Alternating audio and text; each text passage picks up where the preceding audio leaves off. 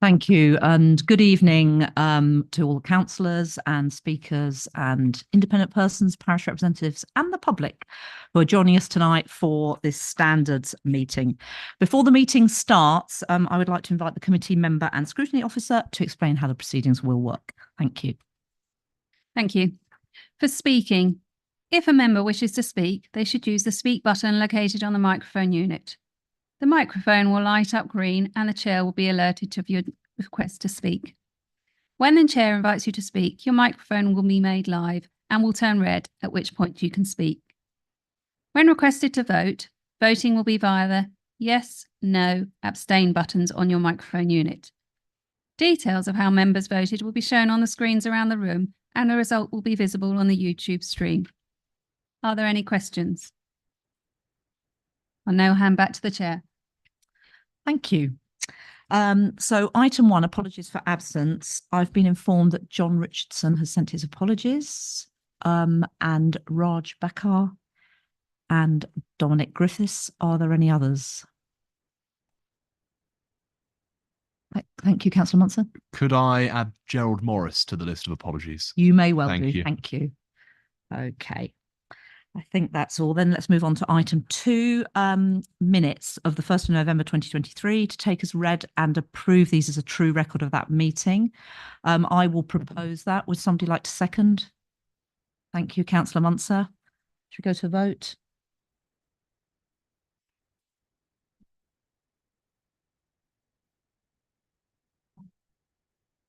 Notification of a business. Sorry, Chair, that motion's carried on the minutes. One abstention, presumably that person wasn't here. Yes. Sorry, the abstention is presumably someone who wasn't here at that meeting. Sorry, everyone, I rushed on. So keen to get moving. Notification of any other business. I have none. Item 4, Chair's announcements. In accordance with council policy, this meeting is being recorded. The recording will be available to view on mod.gov and via the NHDC YouTube channel. Members are reminded to make declarations of interest before an item. The detailed reminder about this and speaking rights is set out under Chair's announcements on the agenda. For the purposes of clarification, 4.8.23A of the Constitution does not apply to this meeting. Therefore, a member may leave the room during the debate and consideration of the item and still be able to vote. However, please be mindful of the business on the agenda and wherever possible, leave at an appropriate point in the proceedings. Item 5, public participation. We're joined by Mr. David Cook tonight, who will be providing a presentation for members under Agenda Item 6, Standard Matters Report.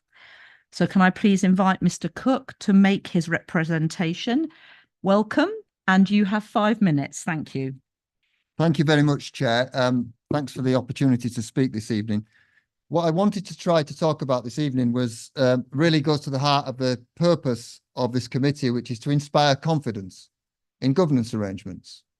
And I wanted to give some ideas about how we might be able to do that more fully and improve further on where we are.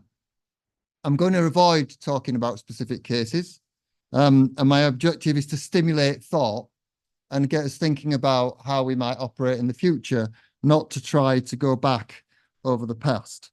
I think this goes squarely to the heart of policy.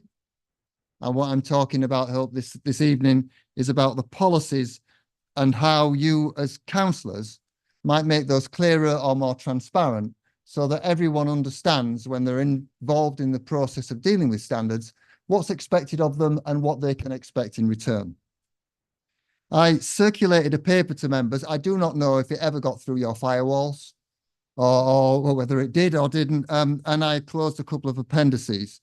I don't think time permits me to wander through all of that, Chair, but I would like to just draw out 2 or 3 points that I'd like to make and perhaps members stimulate some thought for members.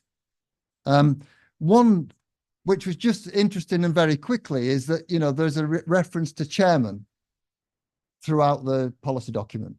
And I thought we'd moved on from that, Chair, from referring to everybody as chairman. So it's just an example of how busy people doing lots of other things can sometimes miss some of these little approaches. I wanted to talk about apologies, and I want to try and avoid sensitive territory here. In the appendix that I'm proposing, I'm suggesting that it'd be useful for you to have an appendix about apologies, because the single most likely outcome of a complaint is an apology. If you look back through the history, that's what tends to happen. And you don't have an appendix or any particular explanations in your policy documents about how apologies are handled. And I'm proposing that you should have one. Now, you may want a different one to the one that I've sent you, but I think you should have one in any case. Perhaps you would say about the importance of timeliness of apologies, that apologies are sincere. And if you agree that apologies are timely and sincere, I'd invite you to consider, okay, is it okay if you miss a deadline for making an apology? How do we feel about that? If someone's given a period of time to make an apology and they don't make that apology in that time, what should happen then? What happens if another deadline comes and goes? How many times can a person miss a deadline? I think we should be clear about that. And also, the minutes say, the minutes that you've just approved said that the minutes in March said that people will be consulted. Your policy doesn't say that. Your policy doesn't make it clear that the recipient of an apology will be consulted on it. Your minutes say it, but your policy doesn't. And maybe that might mean that perhaps that doesn't always happen. But that at least you'd be clear about it one way or the other. Is it okay if an apology is sent in and it's not acceptable? A question I'm asking you, is it okay for your officers to then liaise and negotiate what is an acceptable apology? Somebody sends an apology in, it's not an acceptable apology. Should it just be, that's your apology, we'll take a judgment about it, or is there a back and forth? 1 minute left. Sorry? Thank you. So just on that issue, I think there are a number of other issues in the paper here as well. But if you have to go back and forth on apologies, does that imply sincerity? Should an officer be advising what to write and then sitting in judgment about whether it's adequate? I think these are questions I'd like you to think about, because your policy's silent on all of this stuff. And if we're about inspiring confidence, and if we're about people understanding what they can expect of the process and what is expected of them, maybe we should send some signals in what you say about this to all parties so they can be clear. Chair, I hope I've been respectful. I hope I've stimulated some thought tonight. I hope people will take the opportunity to read the paper and maybe ask questions. And I hope you'll embrace the opportunity to make clarifications, even if you don't necessarily land in the same place as has been suggested in this paper. Thank you, Chair. Thank you, Mr. Cook. That was definitely very respectful. Thank you for taking the trouble to come and speak to the committee. And thank you for sending round the documents ahead of time. I certainly received them, so I presume everybody else, yes, they're all nodding, all the members received them, so have had sight of them prior to the meeting, which I think is helpful. So I'd like to now ask members if you've got any points of clarification that you would like to address to Mr. Cook. And I can see I've got Councillor Munzer. Is it a point of clarification? It is, and somewhat a question. I've got a couple, if that's all right, Chair. Yes. I was just wondering, Mr. Cook, would you be able to sort of give us a little bit more detail as to sort of your background? Because when I was reading through the proposed amendments to the Constitution or to the complaints handling procedure, it sort of seemed to be very drafted in, how do I say, sort of local government officer speak. Do you have a background in local government at all, or are you just a concerned citizen? Chair, if I may, I've got to confess to being both. I was once upon a time chief executive of a local authority, which incidentally, I had the privilege of having a peer review led by none other than Judy Billing. And I have to say, I survived that. And she was I survived that in one piece, and she was extraordinarily complimentary and subsequently recruited me to assist her with her work at the IDA. So yeah, I am an ex-local government officer, but I'm also a concerned citizen, because I just can't stop thinking about how this stuff works. You have a further question? Thank you very much. So obviously you have a great amount of experience in these matters, and I was just wondering on the issue of apologies, because I think we can all agree here as members of the Standards Committee, apologies form an important part of the complaints handling procedure. And it is slightly concerning regarding sort of deadlines being missed for apologies, because in order for complaints to be dealt with promptly and one might argue judicially, it's important that they're dealt with within a reasonable and necessary time frame. And I was just wondering, is it the case in your experience, or do you know of instances where deadlines have been missed for some apologies? Is that the point that you're trying to get to with the amendments of which you proposed tonight? Can I ask that before you answer that question, you don't mention any personal names or details, but I'm happy for you to answer it in principle. Of course. Yes. Without referring to any specific cases, I think, I'd invite you to think about how many times would you think it would be okay to miss an apology? Is it 0? Is it 1?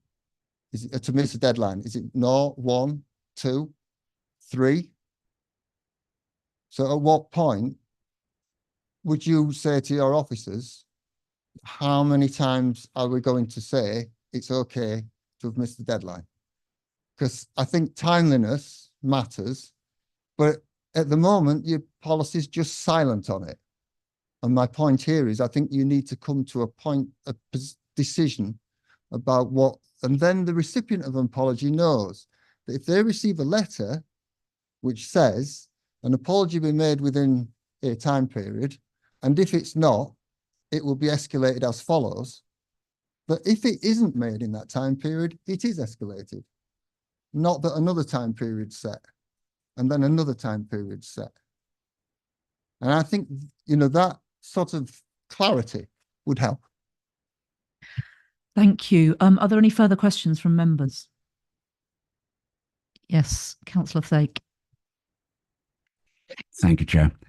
I'm not entirely sure it's a question, but an observation, if I might, because I thought it was absolutely right that our speaker should address the point about the interface, the relationship between officers of an authority and the individual members. Clearly, if there has been a dispute between a member and a member of the public, or for that matter, another member or even an officer, at some stage, it would be very useful for that individual to understand precisely what remedy would satisfy the complainant.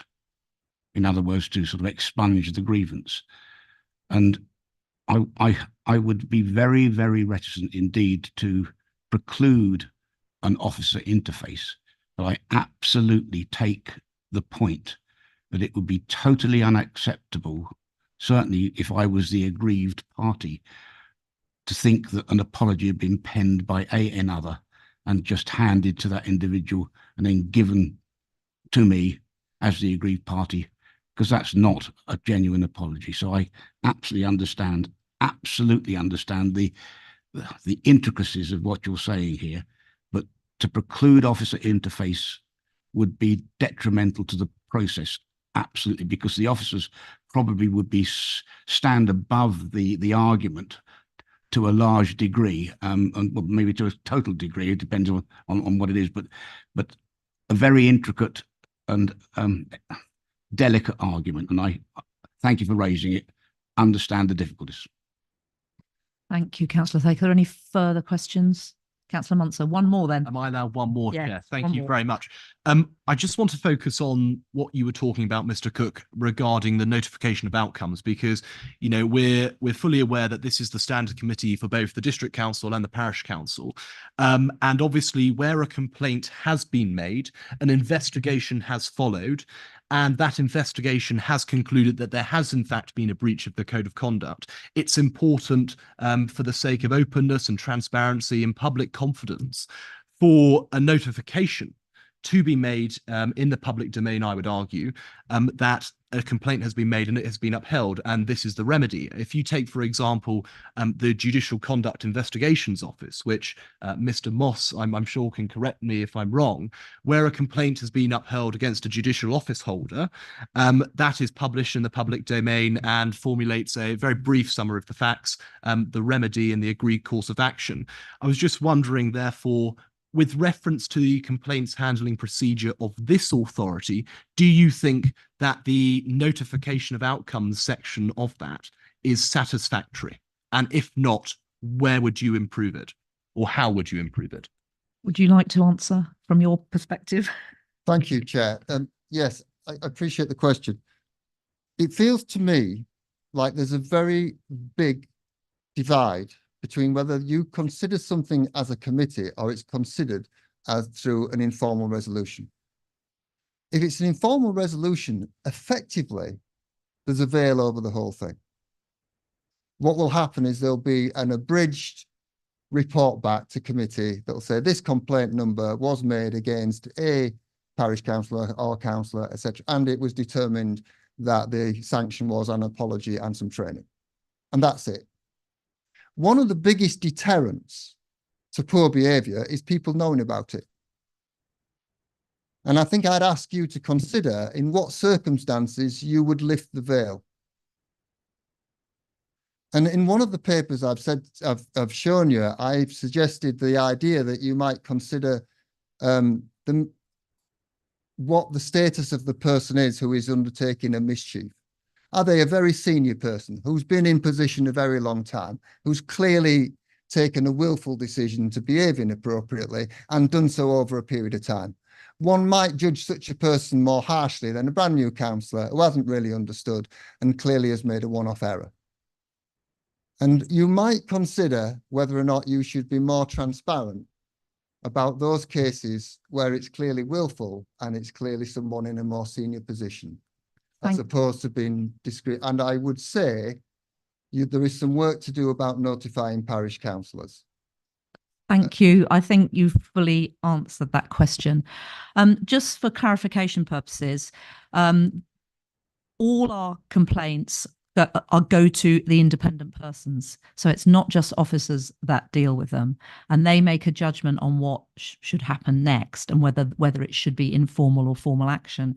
And under informal action, it's kept in confidence. If you look at 8.2, that says where the decision at assessment stage is informal action, the councillors have not been named. Complaints are considered to be confidential unless they have reached what will generally be a public stage of the procedure. Mr. Cook makes a good point about the standing of different people, and that is taken into account when we decide what kind of action, whether if it's the leader of the council or so forth, it may be slightly different. So I think it's important to make a distinction between informal and formal action. So most complaints do not come into the public domain, is quite right. So if there are no further questions, there is a further question from Councillor Bryant. Sorry, I didn't see your light come on.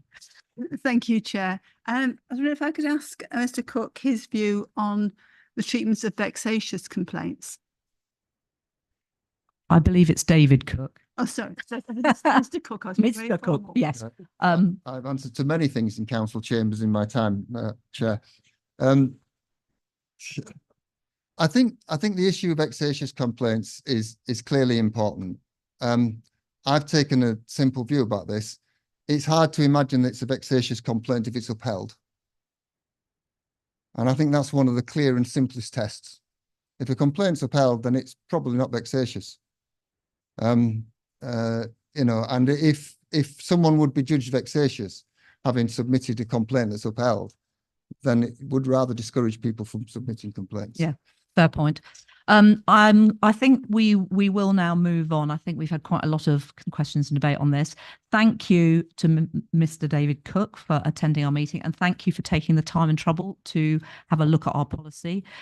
We will review it, and we will take into account consider the things that you've put forward, as is under the recommendations 2.2. So we will be taking those things into consideration and discussing them further with both the independent persons and the monitoring officer and the relevant chairs and vice chairs. So unless there's anything, does my monitoring officer want to add anything? Do you think there's anything that needs to be added? No, obviously you've got the opportunity to debate this slightly further if you want to, when you actually get to the item on Yes, the agenda. of course, of course. Okay, so thank you very much for taking the time and trouble to attend and speak at our meeting. So the next item, I'm going to ask Isabel, our monitoring legal officer, deputy monitoring officer. Let me get this right, to present the report for agenda item 6. Thank you. Thank you, Chair. Members will be aware that the recommendations contained within the report are in place to ensure good governance within the authority. Members will note that 8.1 through to 8.2 detail an anonymised summary of complaints that have been dealt with since the last committee meeting. Moving on to recommendation 2.2, which is dealt with at 8.3 of the report, the committee will be aware that this relates to the complaints handling procedure. One will note that the recommendation before the committee is to delegate to the monitoring officer, in consultation with the chair and the vice chair, any appropriate amendments to the complaints handling procedure, particularly following the publication of the Local Government and Social Care Ombudsman Code, which was released at the end of February this year. On first blush, the complaints handling procedure appears to be largely consistent with the code, but it's intended that the chair, vice chair, IP and reserve IPs will work with the MO to incorporate any appropriate amendments and notify the committee accordingly of those updates. There is a passage within the report regarding councillor training starting at 8.7 through to 8.9, which addresses recommendations at 2.3 and 2.4. It's recommended that training is compulsory for all district councillors following the all-out elections this year, and where appropriate for any parish, town and community councillors to complete training and that will be online too. Finally, I take this opportunity to draw your attention to 8.11 to 8.12, which advances the future of councillor officer working arrangements. Members of the committee will note that their attention has been drawn to the report of the Association for Public Service Excellence, which made a number of recommendations, which are summarised at 8.12. The committee is invited to consider the recommendations and decide whether it believes the authority would benefit from further work in this area. I would invite councillors at this stage, should they have any queries on the contents of the report, to let me know, and I'd be happy to answer them. Thank you. Do we have any questions for our Deputy Monitoring Officer about the report before we go to debate? No? Okay, then I will open it up for debate. Who would like to speak? Any debate on this matter? Councillor Munster. Thank you. It's obviously a very comprehensive report, so thank you to the monitoring officer and the deputy monitoring officer for that. Just sort of focusing on the future of councillor officer protocol, member officer working arrangements. It's obviously very important that we, maintain best practice and continually review best practice within the industry. But equally as well, it's important to remember the two different roles. Councillors' roles are very much to set policy and to represent the views of their constituents. Officers are there to implement that policy and propose policy proposals. And it's important that both councillors and officers don't overstep their responsibilities. And it's also important that we have, democratic oversight over significant decisions of which will have an impact on the district. And I know through my membership of the Overview and Scrutiny Committee, we have taken away certain delegated powers from officers because it has been inappropriate. And I think it's just important to reference that point to ensure that all members and in fact all officers are aware that, we should be focusing on delivering services, vital services for residents in North Herts, but equally as well to ensure that there is a democratic mandate, and this, in certain instances, it is members of whom are taking certain decisions of which will have an impact, so that members of the public do have recourse if necessary. But overall, I think it's a very good report, and yes, look forward to seeing what happens in the future. Thank you for those comments, Councillor Munster. I couldn't agree more. I think member officer protocol is really, really important. And I think it's why, as we've been putting together the member induction programme and the training for this coming, filling all up following our all up elections, we are going to be doing some more further work on this and offering out some more training, because I think it's a really key role. And when it works well, we deliver well for residents, and when it doesn't work so well, we don't deliver so well for residents. So it's I think it's absolutely vital, and I think it's actually quite fascinating as well. So I have a personal fascination of this particular relationship. I've got Councillor Albert next. Thanks, Chair. Do you want me to formally propose this report? Oh, I haven't proposed it yet. We've moved into a debate, but we haven't actually proposed. No, we haven't proposed it. You're quite right. I'm not doing very well tonight, am I? I will propose the report. Maybe you would like to second then, Councillor Albert. I would be delighted to second. That's fine. Excuse me. No, I mean, I think the point. The points that Councillor Munson and Councillor Brown have made, I think, are right and important, and obviously making sure that we do get right the way that councillors work with officers and officers work with councillors. That is clearly a key element. Certainly, my experience, that didn't always work well with the previous administration. I'll be absolutely clear and blunt about that. I think they do work better now, but as always, there's always room to improve, and I absolutely take your point. I think Mr. Cook's presentation I think was interesting and valuable this evening, and I'd obviously like to thank him for his email and the information there. And I would certainly would look in terms of how we review the complaints handling procedure, that we could certainly take account, obviously, of the comments that and suggestions that have been made there in terms of how we look at that wider report. And as and obviously, as the Deputy Monitoring Officer said, we've got a new sort of guide code there just published, and obviously we'll want to review that in relation to those comments, and indeed, obviously, where we are now. And yes, and I totally accept the point about the chair and so on, and that's certainly something we've looked to introduce into other areas. So welcome the report. Obviously, thanks to officers for all the work that they do in this, and obviously our independent members and their roles in that are hugely important. But very happy to second this report. Yes, thank you, Councillor Albert. Councillor Fake. Yes, thank you, Chair. Absolutely endorse and support the remarks of the last three speakers, yourself and Councillor Albert and Councillor Munson. It's a very fine line. Very fine line indeed. And some of us have been walking it for an awful long time, both in local government and, I might add, as a governor, now trustee of several schools, where strategic decisions and policy are set by the board and then delivered to the senior officer corps, the senior leadership team, to deliver. And it's then the role of the members to ensure that is delivered that way. Cross that line and the members start to, in essence,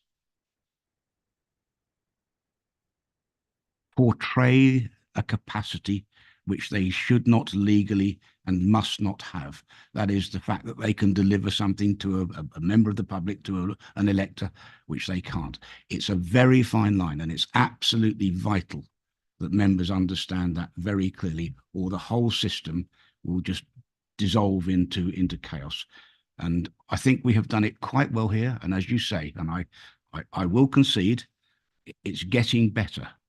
But it's getting better because there have been some open debates between members, and quite fierce debates, I might add, between members and lead officers about where we stand and where we should stand. That has led to a better understanding, and I absolutely support that position. I'm glad this report has been brought. I'm glad that I have still been here after 33 years to actually vote on this, because I will be supporting it, because I think it's a good foundation for going forward for this authority. Thank you. And just to add to that, Councillor Judy Billing, late Councillor Judy Billing, has already been mentioned, and she was very passionate about the member-officer relationship. And she, not long actually before she passed away, she actually delivered a session for us. And we've moved on and making progress on the foundation that she built in terms of that training. So we have a lot to thank her for in this area. I've got Councillor Griffiths next. Thank you, Chair. I was just reading through 8.12 and it unfortunately didn't manage to phrase this as a question. So it comes in the debate where it says, fifthly, authorities should also take stock of the formal and informal channels through which officers and members come into contact. I wonder if that particular element should be expanded upon, because it's a bit vague where it says should take stock of the formal and informal channels. I know it's referring to things like phone calls, formal meetings, emails, for example. I just think maybe that particular element should be a little bit more in detail. My understanding of this is a sort of summary, but if I can ask our Deputy Monitoring Officer or Monitoring Officer to comment, do you know if that's so? This is a summary of some of the things that have come out of the actual document, aren't they? Yes, so the full link is within the report, and this is I suppose the summary of the recommendations that members can consider today. And we can, of course, expand on the fifth element if members so wish. I think that would be actually a good point, well made, and I think it'd be worth doing that, because what does it mean to take stock of? I think that needs a little bit of expansion. So thank you for that comment. That's really helpful.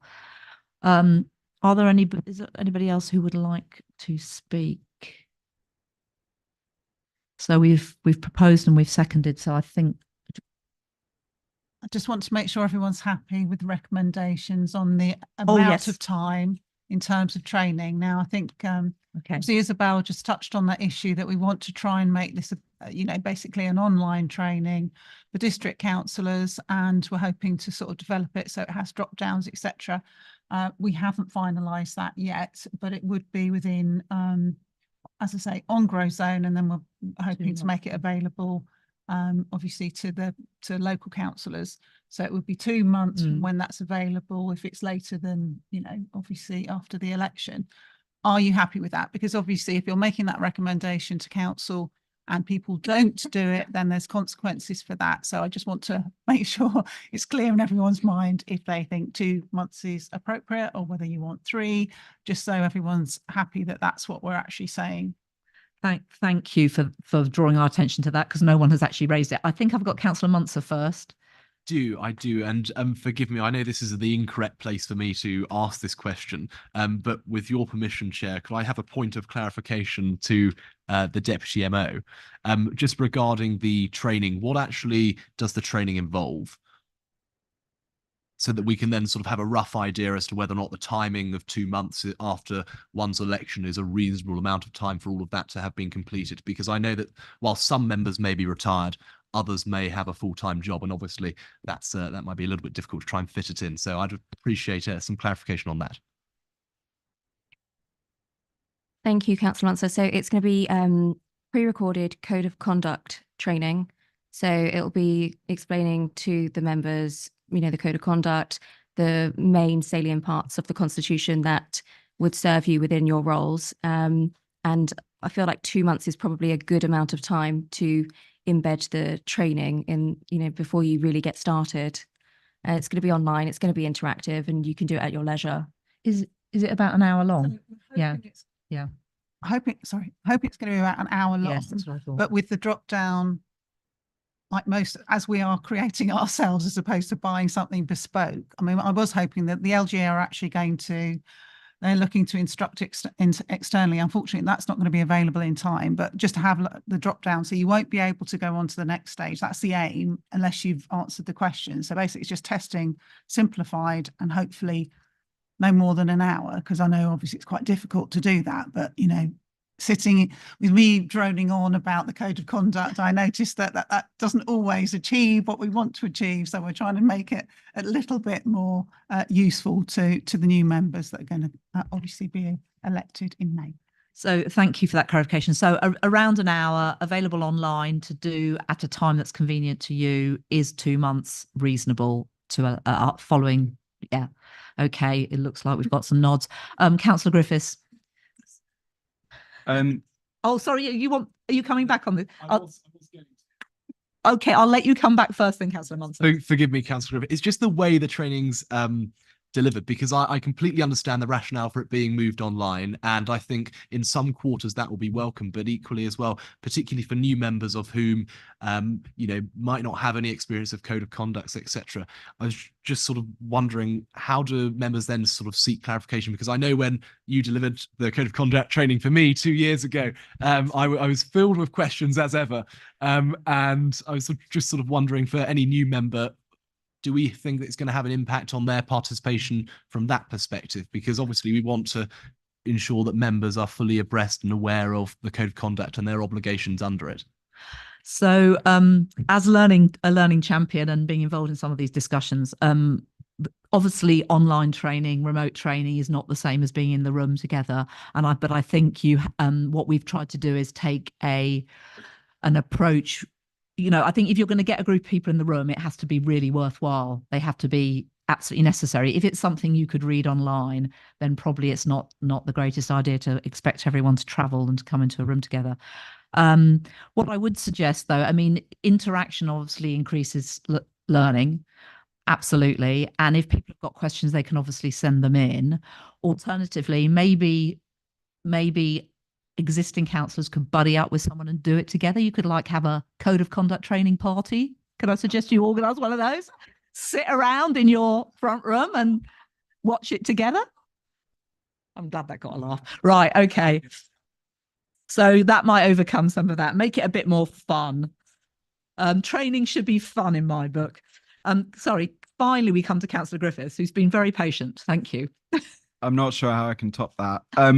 So my question is I've just done some exciting training about cybersecurity, which completely matched, by the way, I should say, the cybersecurity training that I've also received from the district council. So I managed to get it twice, both in my capacity at work and here as well, which is, really goes into the head when it's done twice. But I had to fill out a form to say that I had done so. I appreciate that we're still in the debate stage, but is there going to be a form to indicate that you've watched it? Is there going to be a set of questions, for example? That's the kind of thing that I didn't notice in here. Yeah, our Grow Zone system logs when you've done it. So as our monitoring officer said, you won't be able to move on to the next bit until you've done the previous bit and answer the questions. So that's how those online modules are designed. Now, you always have the smart people who think, I can't be bothered to watch it. I'm just going to click, do all those questions and done. It's difficult to get around that, but certainly the modules I've done on Grow Zone, you have to actually look at every single section. You have to click on it. In fact, I've had a number of problems where I didn't click through properly, even though I'd done the training and I felt I'd done it properly. It didn't show up as complete because I hadn't clicked on every single thing. So it can monitor that. So that will be recorded, and in your Grow Zone account, it will mark completed when you've done it, and it will show the date and so forth. So that I think that's taken care of. So are we happy with 2 months? Yes. In which case, it's been proposed and it's been seconded. Do I need to read out the recommendations? So 2.1 notes the content of the report and makes any suggestions on future actions. 2.2 delegates to the monitoring officer in consultation with the chair, vice chair, any appropriate amendments to the complaints handling procedure following the publication of the Local Government and Social Care Ombudsman Code. And we, as part of that, will be taking into consideration Mr. Cook's points as sent round and as detailed in his speaking. And it's not specifically noted in there, but we do consult with the independent persons on these kind of things too. We have quarterly meetings, so they will get some input to that as well. And then 2.3 recommends that any parish, town and community councillors who've been newly elected or not undertaken training on the Code of Conduct during the last 12 months undertakes the Code of Conduct training as supplied by the council or LGA within 2 months of their election or co-options, whichever is the later date. Obviously, we can't require town and parish councillors to do that, but we can offer it to them and suggest it. And that we recommend to full council 2.4 that all district councillors should undertake post all-out election training on the Code of Conduct within 2 months of their election or availability of the training, whichever is the later date. And I certainly hope the training will be available immediately following the election. But if it isn't, we've got that get out. So with that, then, can we please go to the vote?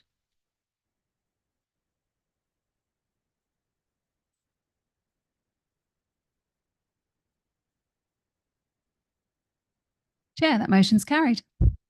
Thank you. Thank you for supporting that unanimously. And I actually remembered to wait for the vote this time.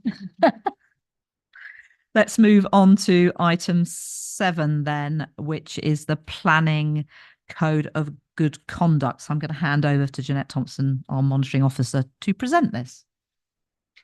Thank you.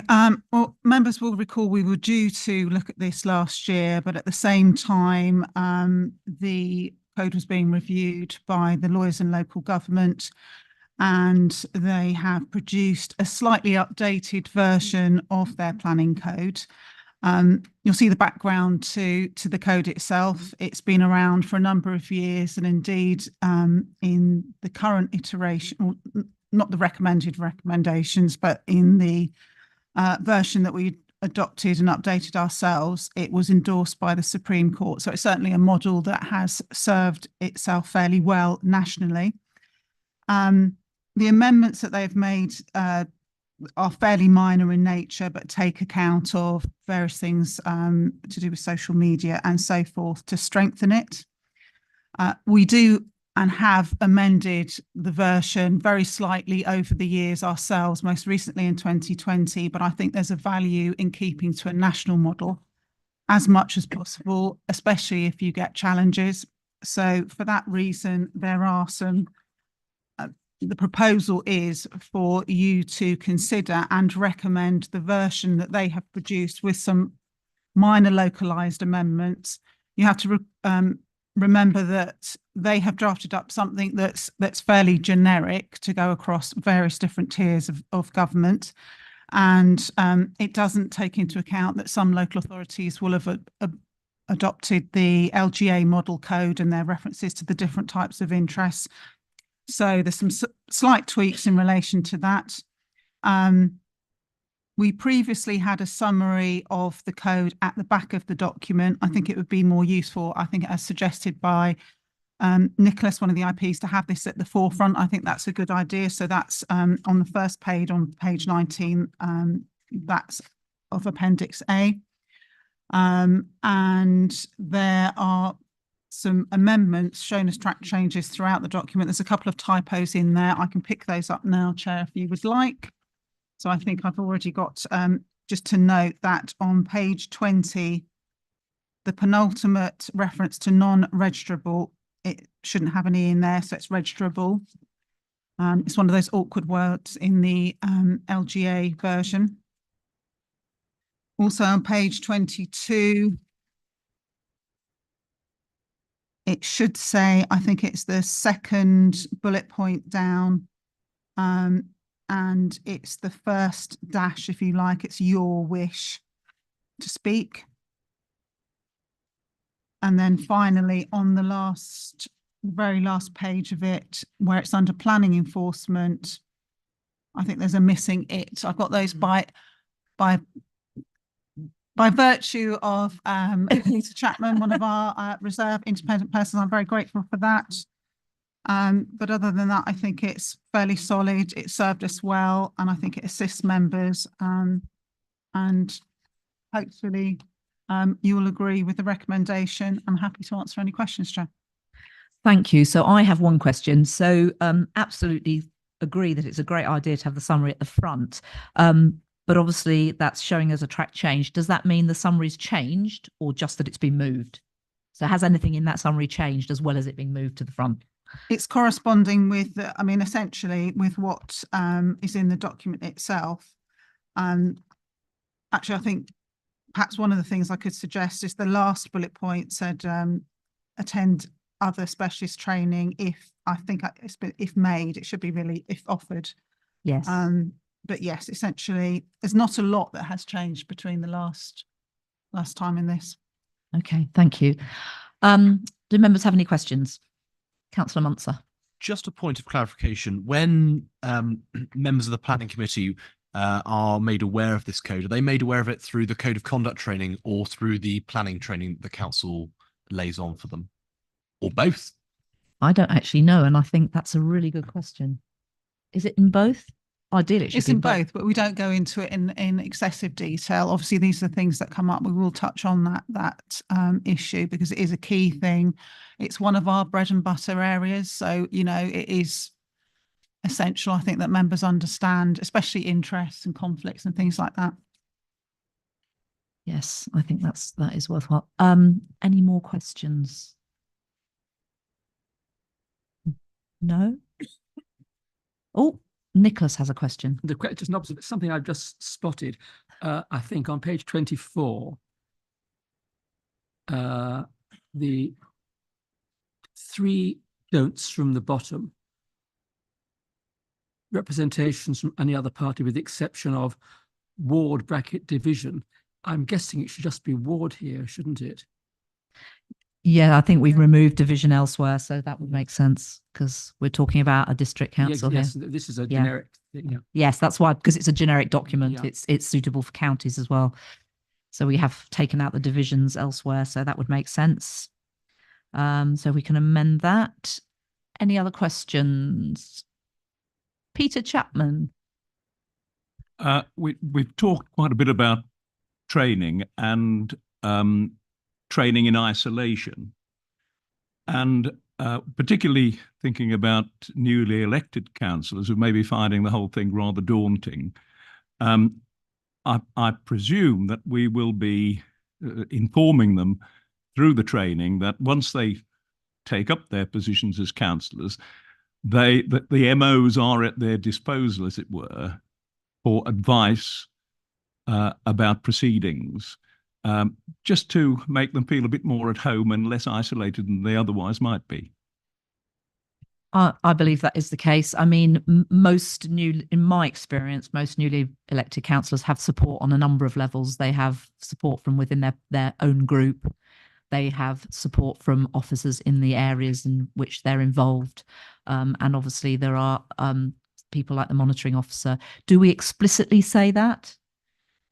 Can any of the officers tell me whether we explicitly say, do we explicitly say that in the training where people can go for help? Yes. We do.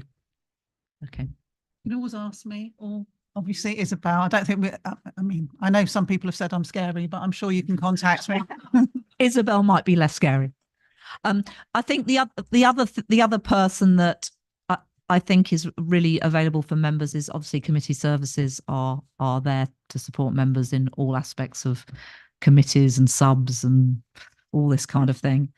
So we can always ask them if it's relevant to that area. It's a good question though. Thank you. Back to Councillor Muntzer. Forgive me. A question of which has stemmed from Peter's. I was just wondering, I know in previous years, because obviously the election cycle has been every year, you know, we've put planning training on every single year. Is that going to be the case as we move to an all-out cycle? Not necessarily. I think what we've agreed is because we have a great opportunity with the 4-year cycle to do some more in-depth training. What's going to happen is the initial planning training will be the basic training that you have to attend in order to sit on the planning committee. And actually, I would advise all members to attend because we all get planning in our casework and might act as a member advocate, so we need to understand it. But obviously, it will be a priority for those sitting on the committee to do it immediately. And then the idea is to roll out more training throughout the year and potentially the 4 years on more subjects around. So we might do some training on master planning, for example, or other aspects of the whole planning process to go into more details in those particular aspects of the planning system and what the planning committee does. And because we are going to be having quite a lot of master plans are going to come to full council as well. So that would be really good training for all councillors to attend. So we'll be rolling those kind of things out as we go. And some of it will be delivered externally by Planning Advisory Service, PAS. And my view was that their training was very good last time they came. Hope that does that answer the question? I'm actually sure whether we're going to repeat the mandatory training every year. I guess if new people come onto the planning committee, they will then have to do it, obviously. Yeah. Forgive me. I think it's important that, we have a refresher because, obviously there was a 4-year term. We want to make sure that everyone's knowledge is as up to date as reasonably possible so that we're making, legally sound decisions when we're doing planning. But it's very, very reassuring to hear that actually we're probably going to go into even more detail than we have previously done. Yeah, I'll definitely pass that back to the group that organised training, the Learning Champion group, to suggest that we should do that mandatory training at least once a year, the basic one, so that if people want to change, people may sit on the planning committee for a year and decide they don't like it, and someone else might decide to step up. So it's really important. Councillor Thake. Oh, did I have? Oh, sorry, Councillor Bryant was first. I'm sorry. Would you mind waiting? Thank you, Chair. You said most of what I was going to say. The initial training is by PAS, and I have got the date for it, which is an email to me. I can't remember what it is. And then the chair's briefings, which are the few days before each planning meeting, we discuss what's coming up, and we've got a committee table of provisionally what applications will be seen. And from that, we can pick out what is new that is coming up. And we aim to give training, and which will probably be just before the meeting, before a meeting. Okay, thank you for that update. I think the planning training is on the 6th of June, I'm pretty sure, because the first planning control committee is on the 13th. So I think it has to be pretty early. But check that. We have had a list come out. You should all have had it via your group leaders of the final list of the training. I had then Councillor Thake. Or do you not have a question anymore? Yes, yeah. Well, I was just about to start, and then of course you realise you'd overleapt somebody. It's many, many years since I took the decision with officers to remove development control powers from the area committees. I was accused of being the most hated man in Hertfordshire, not North Hertfordshire, Hertfordshire. And the sainted Judy Billing attacked me with fire and venom. To her eternal credit, not so long afterwards, she came to me and said, I'm not going to advertise this or publicise it, but she's gone now, so I will, saying that was the best decision anybody ever made, because it took away a large amount of the pressure that was being put on local members by residents, and removed that capacity to accuse this authority of making decisions under pressure when we should be doing them as a matter of planning control and planning reasons. And by and large, I think over the years, that has worked exceedingly well. The difficulty we have got, and always will have, I'm afraid, is that His Majesty's government, the governments, successive governments, secretaries of state occasionally issue mandatory and statutory obligatory changes in planning law. Every now and again, they change the National Planning Policy Framework and update it. But from time to time, the Secretary of State issues their own indictments and little bits and pieces. So clearly, mandatory training for new councillors is absolutely obligatory. It has to happen. Otherwise, they cannot understand. It's difficult enough for somebody who's trained to understand the nuances, let alone a lay member of the public who only comes against it every now and again. But of course, one of the things that you have to do, must do, is when there are changes, to alert the members of this authority, the elected members, to what those changes are, because it will impact upon their capacity to make sensible decisions. So the training has got to be on a needs must basis, mandatory for everyone new, whether they've been through it before, can't sit on that committee unless you have, can't be a sub unless you have.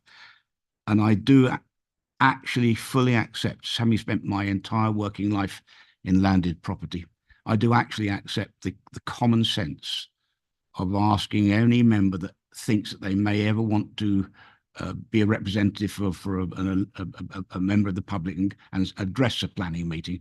If they've had the planning training, they will understand whether or not what they are saying or being asked to say or to convey to that planning authority has any basis at all for a decision-making process to take it on board.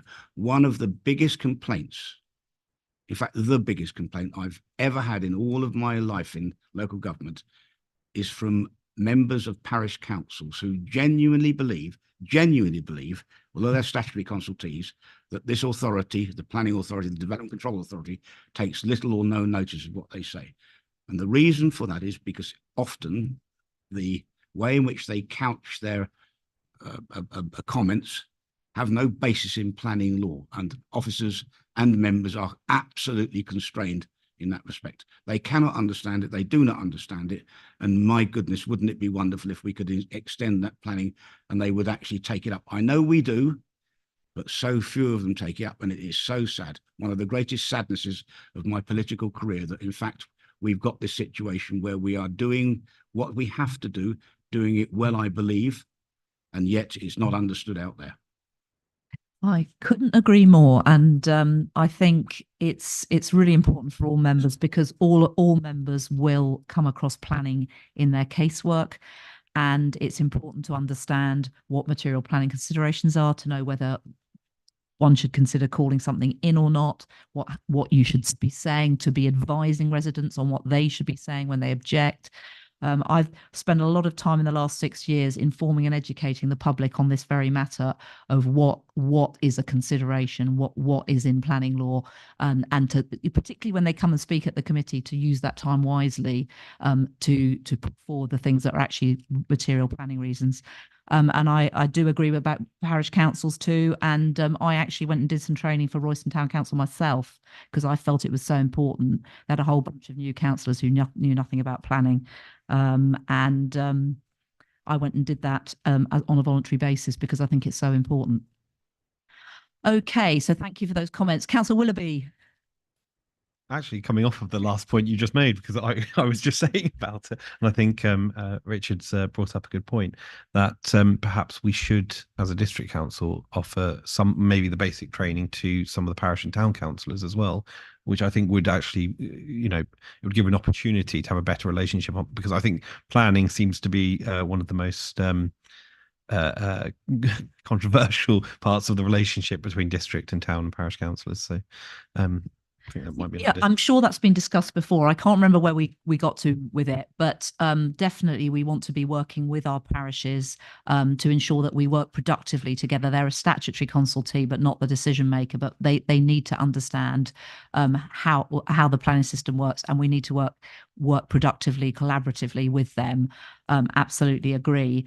I think the other thing that I've come across with parishes quite a lot is when they object to a development, it tends to be a very, they're so vehement in their objection that they don't even consider the possibility that it might be approved, and therefore lose out on the prospect of 106 monies. And so I think we're doing better on that now. And I know with my own town council, Royston Town Council, there's a development outside the local plan area, which a lot of people are objecting to, and the councils has an in-principle objection, but I encourage them to ask for what they want from Section 106, should it be approved. You can maintain an in-principle objection and still do that. And I think that's another area where parish councils need a bit of help, education, a bit of training. Councillor Thate wants to come back.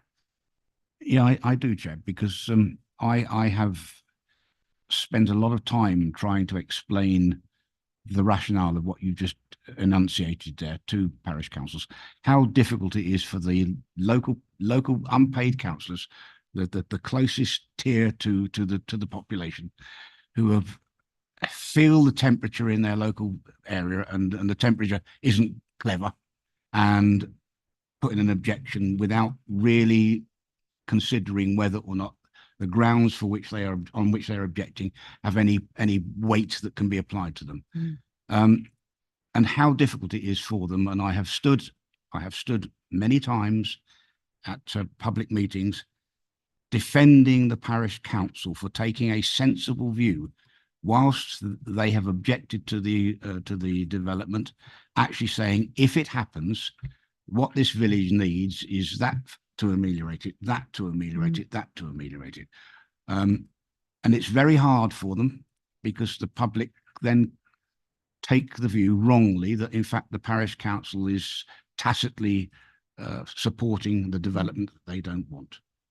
One of the hardest things those people will ever do, and we should support them in every way that we can to make those difficult decisions, to get the best they can for the people that they represent, even though they would like it not to happen. We know it's probably going to happen. It is going to happen. Then get the best you can. And it's absolutely right. If we can support them in that way to provide them with the tools to understand that it is actually sometimes expedient for their population to do something that looks awful, then that's what we should be doing. Thank you very much. Yes, and certainly since when I first was elected, we didn't routinely send out documents to parish councils, but we do now. They receive a document that they can fill in relating to a particular proposal for development and asking for what they would want should that be approved. So there is a formal process as well now. So thank you very much for your comments. Councillor Bryant. Thank you. Can I just reassure my fellow councillor that, in fact, we've been looking at the relationship between the officers and potential ward advocates. And so what we have now in place is that when an application is published, that the officer will become conversant with it immediately, and would then encourage ward advocates or potential ward advocates to actually contact the planning officer directly and have conversations, ask questions, and get some advice. And that means that the ward advocates will build up a body of knowledge about material considerations, etc. And rather than feeling they've got to actually do it all themselves from scratch. And we will continue with that. Thank you. Thank you for that. I think that's very helpful, and something we obviously need to make newly elected members aware of. They will have a lot to consider, so it'll be one of many things. Councillor Muntzer.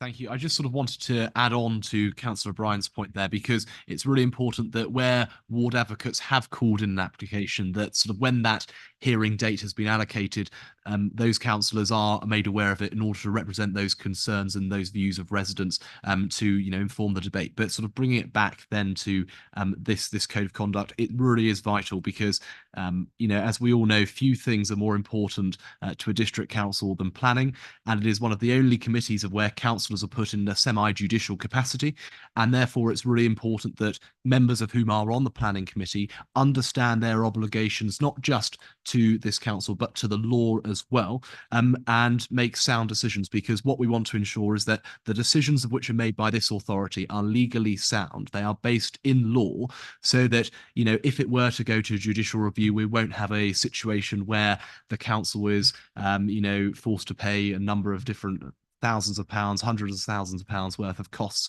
and obviously that's prudent to saving the taxpayer money. So I really support this, and I certainly hope that all of those members of the planning committee, and in fact all of those members of whom are going to be dealing with planning applications, read through this in great detail, understand it, so that we can have some quite sound decisions of which are made in the next 4 years. Yeah. Thank you. Quite agree. So on that note, I would like to propose that we accept the recommendations 2.1, that we review the new model members planning code of good practice, and that we recommend to full council 2.2 to adopt the new code Appendix A to this report as the Appendix 1 to Section 8 of the Constitution replacement, with the proposed amendments as tracked in the report. And a couple of additional ones that we added. Okay. Can I have a seconder, please? Thank you, Councillor Albert. It's a second, Chair. shall we go to the vote? I think we've had the debate. I've done everything the wrong way round tonight.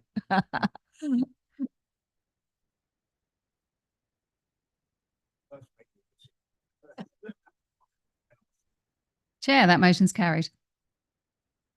Thank you very much. And I'd just like to finally finish by thanking our officers for the time and effort they put into reporting and presenting, and our independent persons and our parish representatives and our speaker tonight for taking the trouble to come and address the committee. Thank you to members. Hope you all have a very nice Easter, and good luck with all the campaigning, and see you the other side. Oh, full council. Oh, no, we've got full council on the 18th of April. I'll see you before the other side. All right. Good night.